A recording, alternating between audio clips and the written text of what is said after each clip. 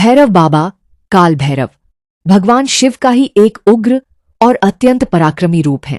सनातन परंपरा में काल भैरव को काशी का कोतवाल कहा जाता है, जिनका दर्शन किए बिना काशी विश्वनाथ की यात्रा अधूरी मानी जाती है। भैरव बाबा की उत्पत्ति से जुड़ी मुख्य कथा पुराणों में इस प्रकार मिलती है।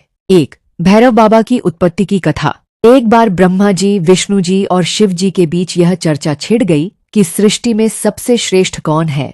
ब्रह्मा जी ने स्वयं को सृष्टि का रचयिता होने के कारण सबसे श्रेष्ठ माना।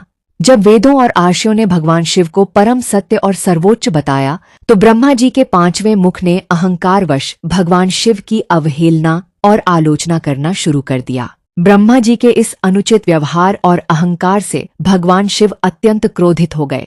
उनके इसी भयानक क्रोध से काल भैरव का जन्म हुआ। ब्रह्मा जी का सिर काटना और ब्रह्महत्या का पाप प्रकट होते ही काल भैरव ने अपने तेज नाखून से ब्रह्मा जी के उस 5वें मुख को काट दिया, जिसने शिव जी का अपमान किया था।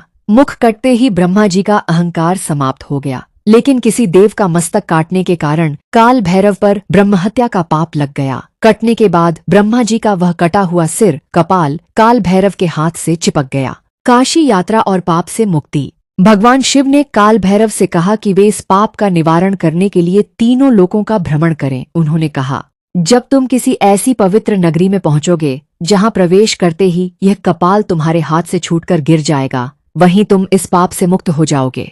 काल भैरव हाथ में कपाल धारण किए संपूर्ण ब्रह्मांड में भटकते रहे, इसीलिए उन्हें कपाली भी कहा जाता है। अंत में जब वे पवित्र नगरी काशी वाराणसी पहुंचे, तो गंगा तट पर आते ही वह कपाल स्वतः उनके हाथ से छूटकर गिर गया।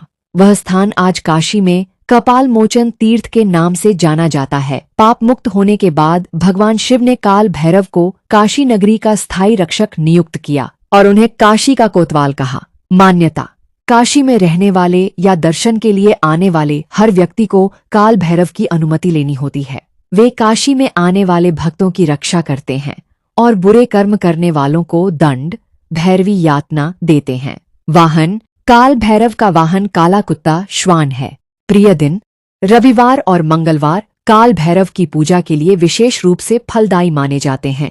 स्वरूप। वे काल, समय और मृत्यु पर भी विजय प्राप्त करने वाले हैं, इसलिए उनके भक्तों को किसी भी प्रकार के भय, तंत्र मंत्र या नकारात्मक ऊर्जा का डर नहीं रहता।